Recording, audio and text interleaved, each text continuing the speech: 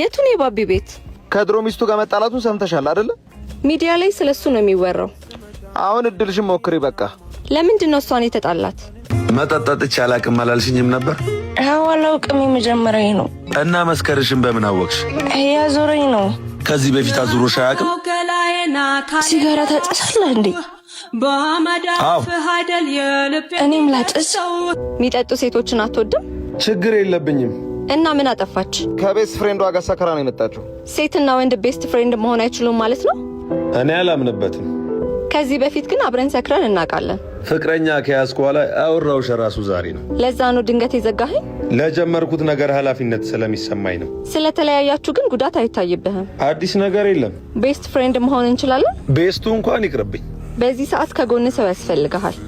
ለራሴ ነው ያለውለት። እንዴት? አውቃለሁ ከባድ ጊዜ ነው። ምንም ቢፈጠር ግን ስለ ራሴ ምርጡን ነገር የማውቀው ነኝ። ለራሴ ምርጡን ነገር እናገራለሁ። ሰው ደህና ትሆናለህ እስኪለኝ አልጠብቅም። ደህና ሆኜ ይገኛለሁ። ሰው የራሱ ምርጥ ጓደኛ ከሆነ መቆም አይከብደውም። መሄድ እንችላለን?